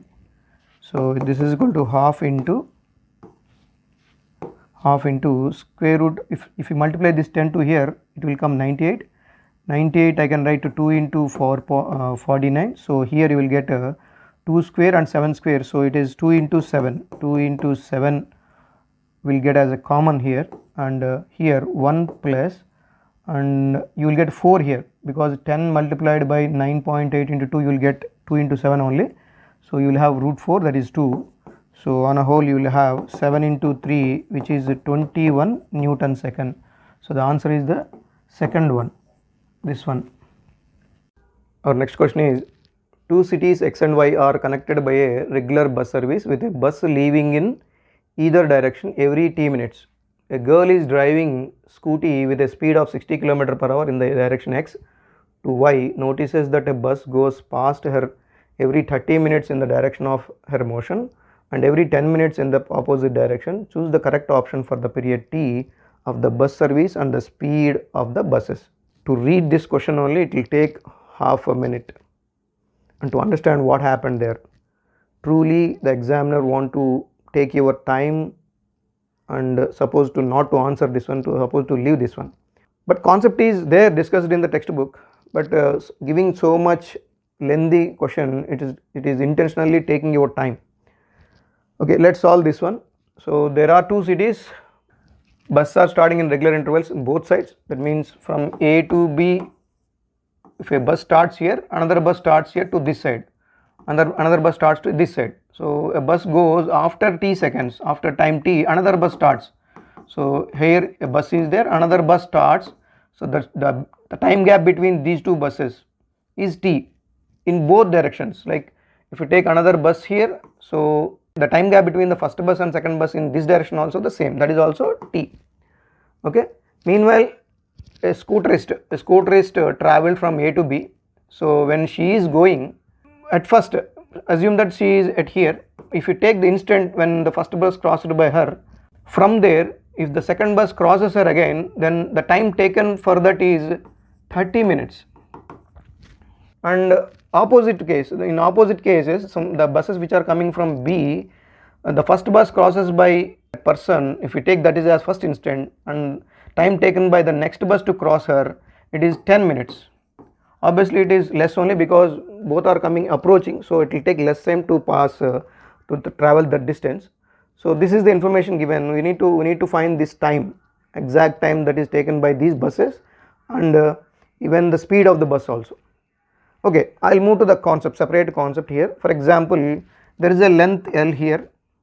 So a person which is starting here with velocity v1 and a person which is starting velocity with v2, this direction oppositely, they are traveling oppositely. Then when they are approaching, the speed is considered as v1 plus v2, that is the speed, which is L by the time taken by them, any one of them. So this is actually relative velocity concept. When they are approaching, you need to add. When they are going like this, like in one direction, you need to take v2 minus v1, bigger minus smaller, which leads to that relative distance with the time t. This is what the actual concept or taking formulation when the buses and another persons or relative velocities are there between two objects. So keeping an eye on this or keeping this concept, we can answer this one. So here the actual distance travelled by the scooterist is the distance between two buses only. At any moment there is a constant distance between two buses, though that distance is travelled by the scooterist. Anywhere in going in same other direction, A to B or B to A, both cases the distance between two buses at every moment is same. So that is distance L. Okay, thus distance we can take it as velocity of the bus into time taken by the bus, right? So every moment, so when this comes to here, it takes t time to cross the same length, so Vb into t, but that Vb into t is relatively crossed by these two objects like bus and scooter with velocities, respective velocities. Here the velocity of the scooter is given like 60 km per hour, so I can write Vb plus 60 km per hour into 10 minutes while crossing. Same Vbt is same length is crossed by these two objects which are going in one direction, like Vb minus 60 into 30 minutes. Okay, no need of converting the units here, just to keep it as it is. You will get the time in terms of minutes only. So this is the expression that we get with these relative speeds. If you equate these two, you will get Vb 30 Vb minus 30 into 60 is equal to 10 Vb plus 60 into 10. Bring 10 Vb to here, you will get 20 Vb, which is equal to that side 40 into 60 you will have. So 0 0 cancel, 2 1s are 2 2s are, so Vb is equal to 120 kmph. So you will have 120 kmph in only one option, one only. So option is one only. Let's confirm with the time. So you got Vb velocity. You can put Vb in this equation at least. So you have Vb is equal to 120 into t is equal to Vb is equal to 120. Here we will consider Vb is equal to 120. 120 minus 60 is 60. 60 into 30 minutes. 60 kmph, 120 kmph. So you will cancel that unit, but only the remaining unit is minutes only. So here 62s are, t is equal to 215s are, so 15 minutes is the answer. That means first one only. So option is first one. Too much lengthy, too much complicated one. So if you have time, you can attend it. Doable, it is doable question only, but the thing is it is taking too much time for the calculations and understanding part on. Our next question is, a oxygen cylinder of volume 30 liters has 18.20 moles of oxygen. After some oxygen is withdrawn from the cylinder, its gas pressure drops to 11 atmosphere at a temperature 27 degrees centigrade. The mass of the oxygen withdrawn from the cylinder is nearly equal to. So constants are given with the molecular mass of oxygen, also asking about the mass of the oxygen which is taken out. So in this question we will get moles, and using molecular mass we can find the mass of the oxygen. So mass of the oxygen is equal to number of moles or change in number of moles into molecular weight. So we need to find out this change in number of moles, because earlier it is 18.20 and later we taken out some oxygen. So we need to get the change in moles of the oxygen which is taken out. So for that, in the second case we need number of moles. So in the second case we will consider the quantities that are given in the second case. In second case pressure is given P2, I will write P2 is equal to, so for absolute pressure we need to add 1 atmosphere, the 111 plus 1 into 1.01 into 10 to the power of 5 Newton per meter square. So I am converting into SI system. So this is the pressure there, and V2 volume is given because it's a constant cylinder. So we will have volume as 30 liters, so 30 liters, which is 30 into 10 to the power of minus 3 meter cube, and temperature is given, T is equal to 27 degrees centigrade, so it will be 300 Kelvin, and R is already given, so we need to find out N there. So here N2 is equal to P2V2 by RT. P2 is 12 into 1.01 into 10 to the power of 5 into volume is 30 into 10 to the power of minus 3 divided by R is 100 by 12 into T is 300 Kelvin. So 30 ones are 30 tens are, this is 10 power 3 and over there you have 10 power minus 3, so which gives 12 into 12, this 12 will be reciprocated, 12 into 12 into 1.01 into, so 10 to the power of 5 into 10 to the power of minus 6, so it is 144 into 1.01 into 10 power minus 1. So let that be like that. So here this is 1.01 means 100% and under 1%. So you have 144 and 144. So it is 44541. So it is 145.44.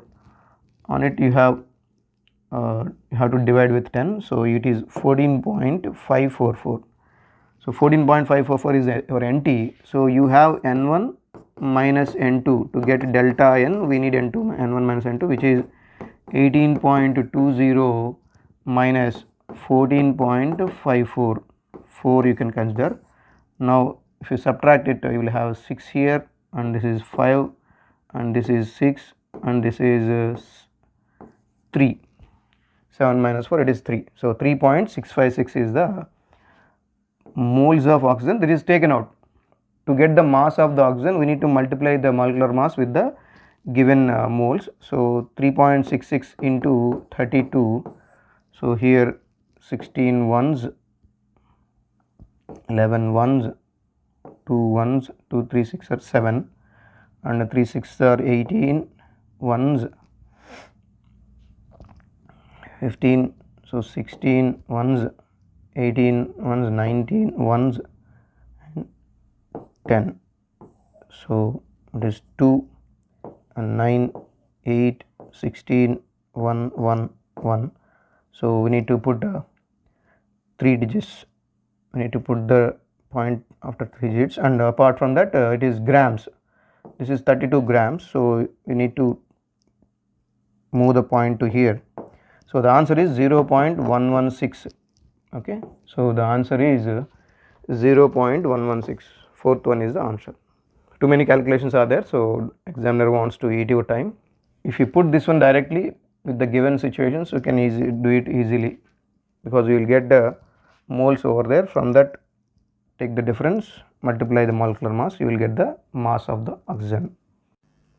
Okay, our next question is, AB is a part of an electrical circuit. The potential difference VA minus VB at the instant when current is I is equal to 2 amperes and is increasing at the rate of 1 ampere per second is. So a circuit is given which is having an inductor L and a resistor. Say it's a LR circuit which is having two potentials. So just I want to redraw this one. VA minus VB they are talking about. So I want to put a battery which is a VA and a VB here. Both ends are like this, and an inductor is there along with a battery is there. This is plus, this is minus, and this is the resistor connected with this.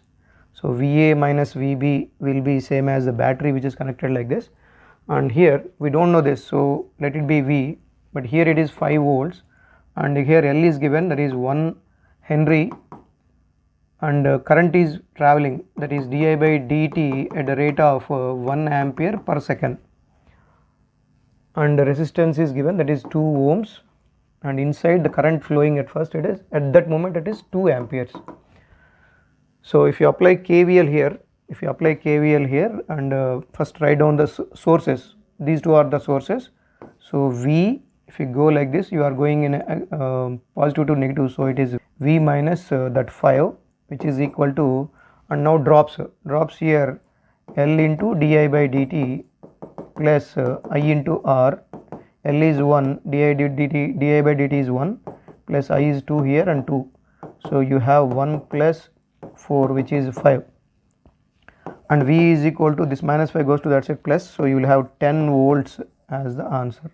So answer is the first one. Our next question is, in an oscillating spring mass system, a spring is connected to a box filled with sand.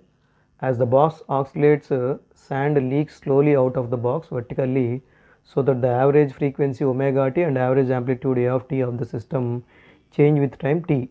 Which one of the following options schematically depicts these changes correctly? So there is a graph between a and t and omega and t. So this seems to be damping oscillations by the spring mass system. So if a spring mass system is hanged like this, it has some sand, so it is leaking out. So while it is leaking out, it decreases its mass. Okay, so because of that one, is there any we need to find the graph for the amplitude and frequency. So here it seems to be damping, so we can apply damping relations. In damping relations, a of t is equal to a naught e power minus b by bt by 2m, where b is a constant, so into cos omega t plus phi. So from this relation we can easily say that amplitude is changing according to the mass.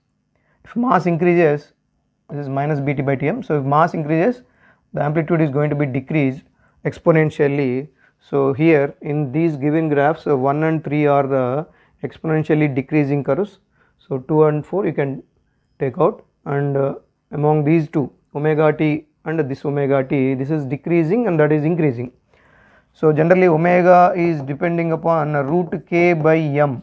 If m decreases, the total value is going to be increased, so that means omega is going to be increased. So here it is taking this path, increasing curve, this is decreasing curve, that is increasing curve, so we can take this answer. So third one is the answer conceptually. So first of all, we need to know the damping formulas or damping relations, because it is damping, because mass is losing out, so it will lose its energy, so damping will be there. Then when it is losing energy, the damping will be there. So because of this damping, if you check the damping formula, in that amplitude is going to be decreased and omega angular frequency is going to be increased. Our next question is, a model for quantized motion of an electron in a uniform magnetic field B states that the flux passing through the orbit of the electron is n h by e, where n is an integer, h is Planck's constant and e is the magnitude of electron's charge. According to the model, the magnetic moment of an electron in its lowest energy state will be. So here a complex formulation should be there, I think. So there is a relation between flux is given and asking about the magnetic moment. First of all, write down the given things and what we have to find out. So flux is given, phi is equal to nh by e. We already know flux is equal to b dot a, where a is the area of the circular path in which the electron is passing. And next we need to find out m, where magnetic moment is equal to I into a, where I can be written as e by t, because electron is the thing which is circulating in that circular orbit, into a. So we have a relation like this.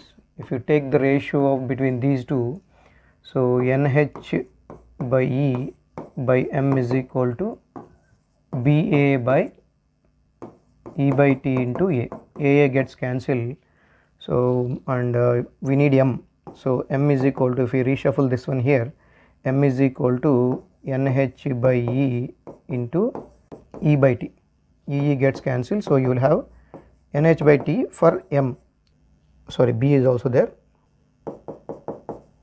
so b is also there, so nh by tb, but we don't know the t, time we need to find out. So for that time we can write 2 pi r by v, the distance that is travelled with some speed, we can have t value. So here m becomes nh by 2 pi r into v by b.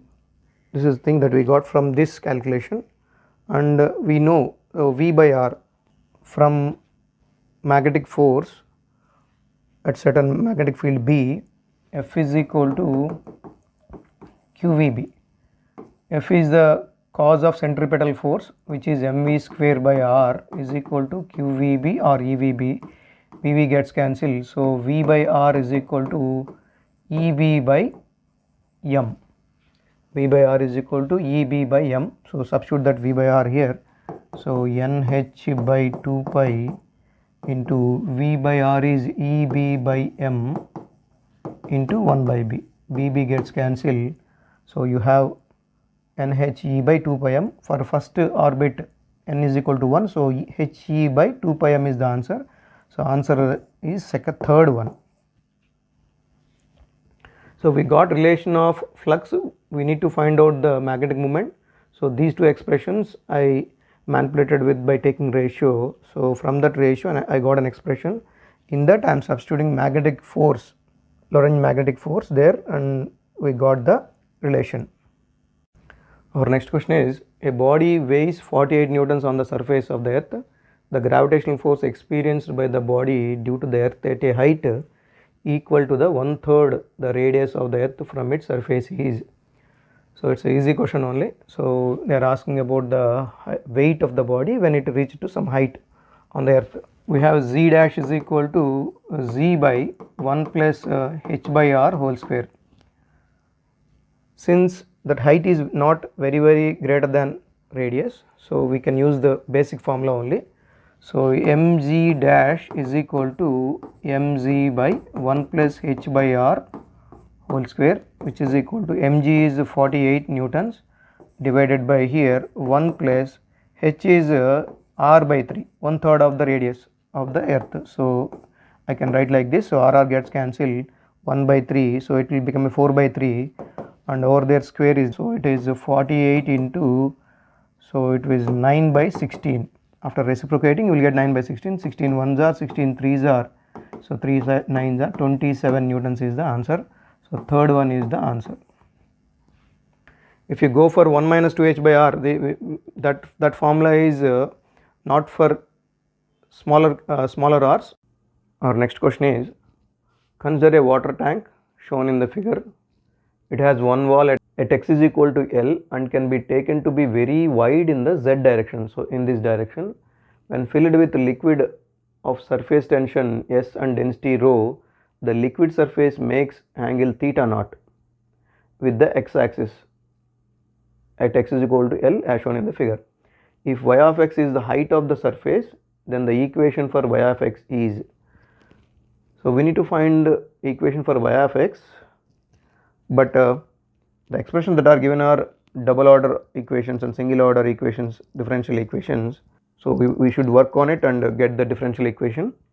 So here this is the liquid, so which is having some meniscus at the end of a wall. So in our NCERT textbook, so we have a capillary rise concept. There if you pour some water inside, it will take the rise like this. A spherical shaped height formation will be there in it. So there if you take the tangent here, this angle is called meniscus angle. Okay, this angle is meniscus angle, but when compared to with this, so that is not the given thing. They are given this thing, theta naught. The meniscus line is making angle with the horizontal, but here this meniscus angle is making with vertical. So if you extend the lines, this is theta naught and this is the actual consideration of meniscus angle, which will be 90 minus theta naught.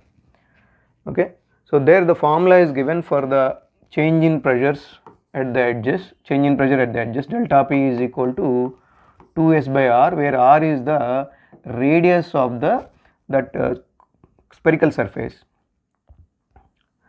and further it is termed with a secant theta, where a is the radius of this test tube. Okay, radius of this test tube, that means it's a horizontal distance from the wall. It's a horizontal distance that is impacting on it, impacting at half of that one. So 2s by ax secant theta. If you consider the whole length, it will be 2a secant theta. So then 2 gets cancelled. We are considering only 1. So even for the given question also, it is half only. So it will become, say delta p will become s by a secant theta. In our case, a will be considered as x only because it's a function of x.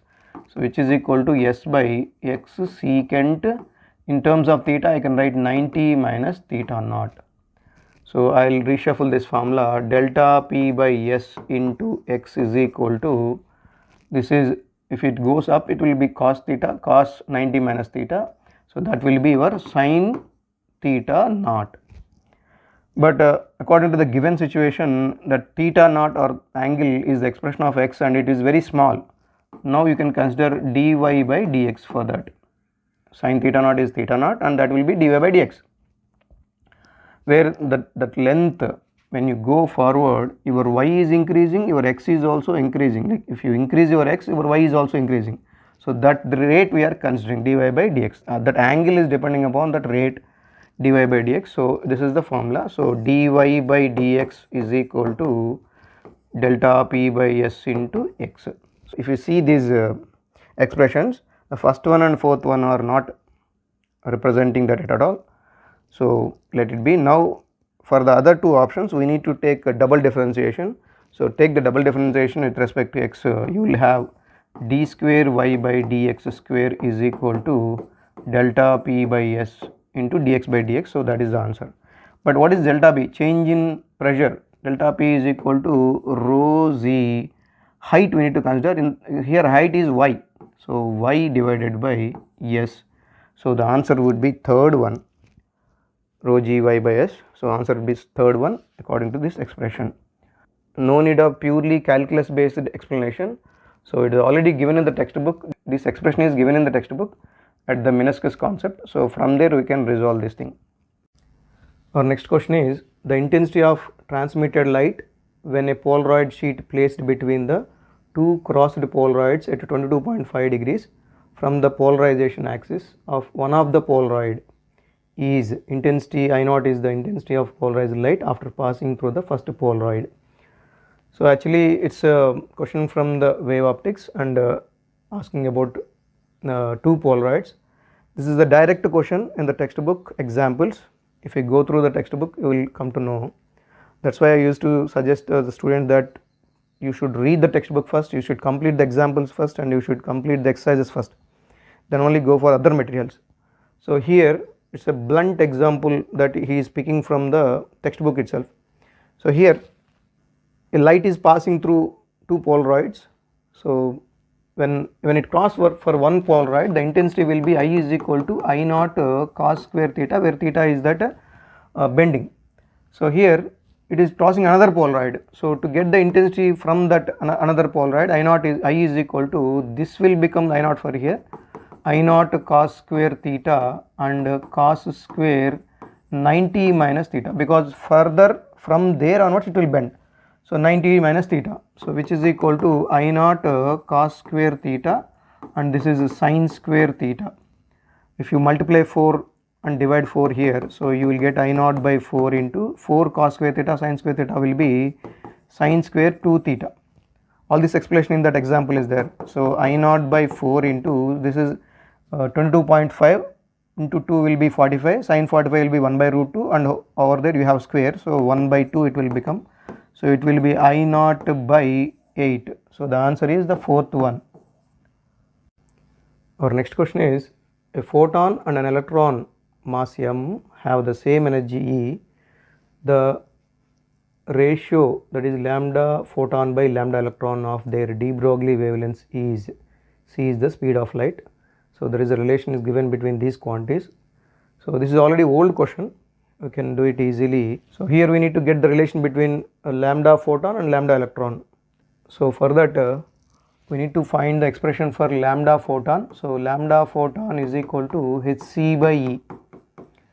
E is equal to hc by lambda, so I can convert this like this. So after that lambda E, de Broglie wavelength, is equal to h by p. So where p can be written as the square root of 2m E also, with this kinetic energy Now we need to take lambda photon by lambda e, which is equal to hc by e divided by h by root 2m e. So hh gets cancelled, c into, so this will be reciprocated and you will have root 2m by e, because this will be taken inside to the root, so cancellation will be there. So the answer is c into root 2m by e. So the answer is fourth one is the answer. Easy question only, old question. Our next question is, an unpolarized light beam traveling in air is an incident on a medium of refractive index 1.73 at Brewster's angle. Then transmitted light is completely polarized with the angle of refraction close to 30 degrees. Reflected light is completely polarized and the angle of reflection is close to 60 degrees. Reflected light is partially polarized and the angle of reflection is close to 30 degrees. Both reflected and transmitted light are perfectly polarized with angles of reflection and refraction close to 60 degrees and 30 degrees respectively. So seems to be the question is asked on Brewster angle and little bit it is conceptual. Consider the Brewster angle concept. So when a light, unpolarized light is falling on a reflecting or refracting surface, so consider this as normal. So this will refract, some part of the light is refracted and some part of the light is reflected. So according to the concept, at Brewster's angle, let it be IB, at Brewster's angle, the reflected ray will be completely polarized. So the reflected ray is completely polarized and the refracted ray is partially polarized. So if you read the textbook, you will know this concept, partially polarized. So this is IR, refracted angle. So according to Brewster's angle formula, we know tan IB is equal to mu. So here tan IB is equal to, mu is given 1.73, which is nearly root 3. So where we will get root 3 for tan? So IB is equal to 60 degrees. So this is Brewster's angle is 60 degrees. But we know that the angle between this reflected ray and refracted ray will be 90 degrees at Brewster's angle. So your reflected IR is equal to 90 minus IB, which is 30 degrees. So we got the reflected ray angle and refracted ray angle. So with this we can assess these statements.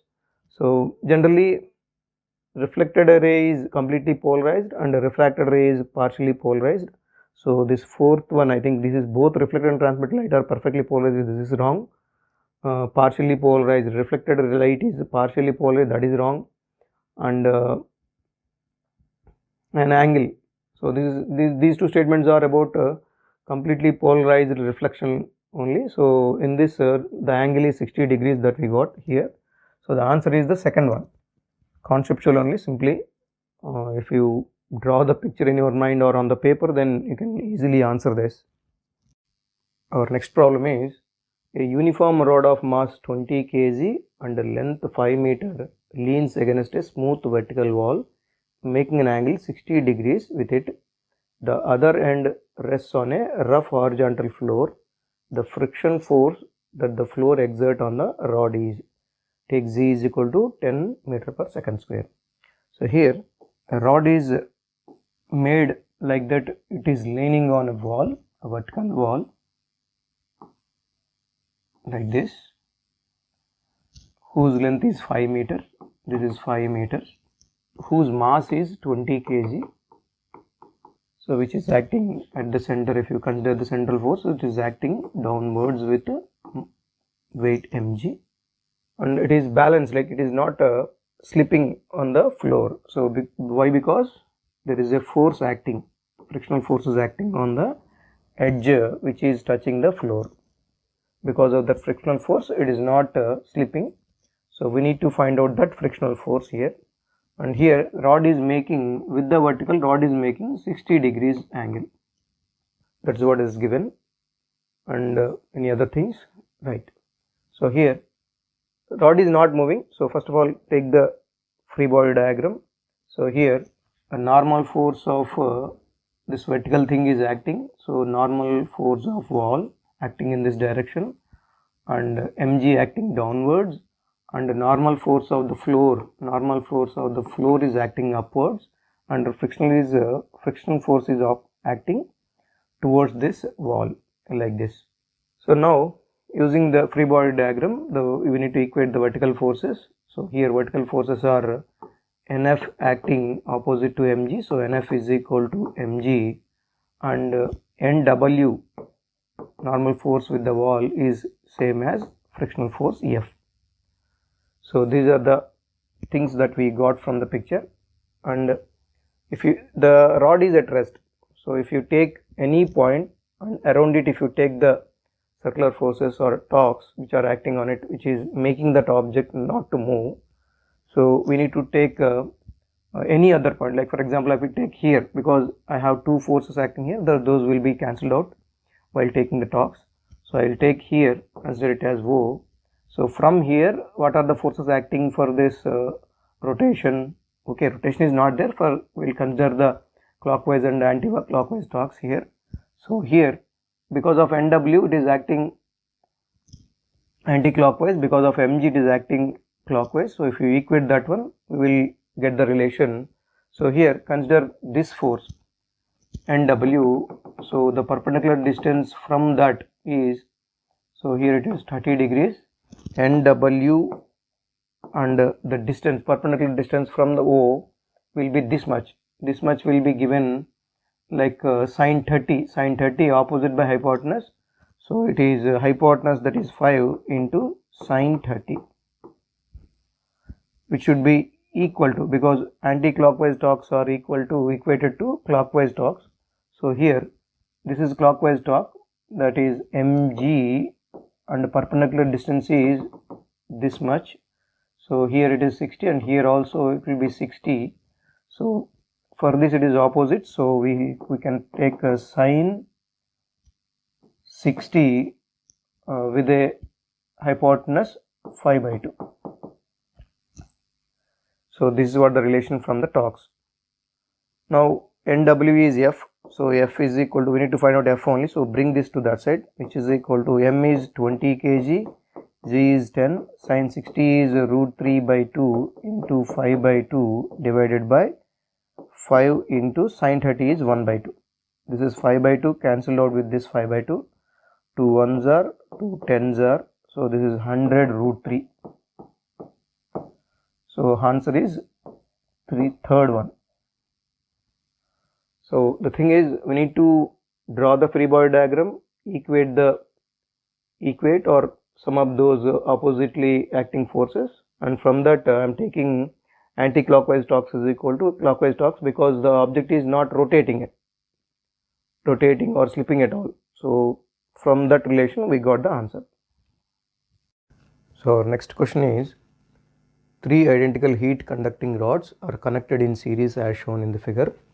The rods on the sides have thermal conductivity is 2K, while that in the middle has thermal conductivity K. The left end of the combination is maintained at temperature 3T, and at the right end at the T. The rods are thermally insulated from outside. In steady state, temperature at the left junction is T1 and that at the right junction is T2. The ratio T1 by T2 is, so here, because of this different temperature regions, there may be a chance of flow of heat from this end to that end. So after steady state, every substance will get the same heat, but the storage of that heat will be different because of their conductivity. So first of all, we will find the heat transferred from this system to that system. We have a formula in the textbook, like the heat transferred delta H is equal to heat conductivity K cross section area A into T2 minus T1 divided by L. Through this cross section, the heat is flowing from this end to that end, because here temperature is higher, so heat will transfer from this end to that end. Because it is given that all three are identical in shape, so we can take same length and same cross sectional area, but only the difference is the conductivity. Now using this formula, we can find the heats that transferred to reach the steady state. So in first one, delta H1 is equal to 2k into A into 3t minus T1, because T1 is given here, and by L. Delta H2 is equal to k into A into T1 minus T2 by L, and delta H3 is equal to 2k into A into T2 minus T divided by L. At steady state, the heat transferred will be same in all three substances. So we can equate those things. By equating those things, we will get a relation like 2 into 3t minus T1 is equal to this T1 minus T2, if you compare these two first, and next from this we will have 6t minus 2t1 is equal to T1 minus T2. So on a whole I will have 6t is equal to 3t1 minus T2. If you compare these two equations, you will have T1 minus T2 is equal to 2t2 minus 2t. So I want the equation to be settled to t, so bring this 2t to the side. So 2t is equal to 3t2 minus t1. If you take the ratio of these two, because I need to eliminate the t term, because we need to find out t by t1 by t2. So if you eliminate t term here, so 6t by 2t you will have 3, which is equal to 3t1 minus t2 by 3t2 minus t1. If you take the cross multiplication, you will have 9t2 minus 3t1 is equal to 3t1 minus t2. So it will be 10t2 is equal to 6t1. So from this, t1 by t2 is equal to 10 by 6, which is 5 by 3. So the answer is the fourth one, 5 by 3. Okay, our next question is, the kinetic energies of two similar cars A and B are 100 joules and 225 joules respectively. On applying brakes, car A stops after 1000 meters and car B stops after 1500 meters. If FA and FB are the force applied by the brakes on cars A and B respectively, then the ratio of FA by FB is. So this problem is the easier one only. So here they have been given two work dones by cars while stopping. So we need to compare those work dones, that's it. So here I want to write work done by the car A, which is force A into displacement, and work done by the car B is equal to force B into displacement of B. Okay, so take the ratios. Work done by A by work done by B is equal to FA by FB into SA by SB. So the whole work done by the first one car is WA. So WA is given in terms of kinetic energy. So I can substitute that 100 joules divided by 225 joules is equal to FA by FB into SA is 1000 kilometers divided by 1500 kilometers. Okay, so 2 zeros, 25 nines are, 25 fours are, 5 twos are, 5 threes are, 3 ones are, 3 threes are, and so FA by FB is equal to, if you bring the 2 this side, you will have 4 by 6 or 2 by 3. So the ratio is 2 by 3. So the answer is third one. Simple calculation only, so you can do it because of the explanation purpose. I have taken so much time. Simple calculation only, you can do this. Right. If you see this problem, it is seems to be that it's having too much calculation part. So here the bigger sphere is given, in that they are taking a smaller sphere, taking out the smaller sphere portion and asking about the ratio of moment of inertia of smaller one about the vertical axis or tangential axis to the moment of inertia of the remaining part. So the thing we need to find out is the ratio of moment of inertia of smaller sphere about the tangential axis divided by moment of inertia of remaining part. Okay, moment of remaining part. So the remaining part will be find out by taking out the moment of inertia of smaller part about this vertical axis from the bigger one. So first find out the bigger one moment of inertia about the central axis, and in that subtract the moment of inertia of this smaller part about this vertical axis. That's what the moment of inertia of remaining will be find out. So here, which is equal to moment of inertia of smaller part is about the tangential axis will be like 2 by 5 mr square plus mr square. Actually we need to put d square, d is r only. So from center to this outside you are moving that tangential axis. So it will be like this divided by, so the remaining part is 2 by 5 into mass of the bigger solid sphere, let it be capital M, and its radius is 2r whole square, minus this much like 2 by 5 small mr square plus small mr square. So this is the thing we need to find out. It is having too much calculation part, so it is taking your time, which is equal to, here we don't have relation between mass and mass of the smaller sphere and mass of the bigger sphere. So let me work out on it. So here the density of the sphere is same because we are taking out same part of the sphere from the bigger part. So if you get the mass relation like small m by capital M, which is equal to volume of the smaller sphere divided by volume of the bigger sphere. So which is equal to volume of the smaller sphere is 4 by 3 pi r cube divided by volume of the bigger sphere is 4 by 3 pi 2r whole cube. So by cancelling the similar things, what you will have? We will have 1 by 8 here. So m by m is 1 by 8. So capital M is equal to 8m we can write. Substitute that 8m here for the simplification. So here it will become like I am taking out mr square here, mr square as common here, 2 by 5 plus 1 divided by, here if you substitute that 8m, so you will get mr square also common here, mr square and 2 by 5.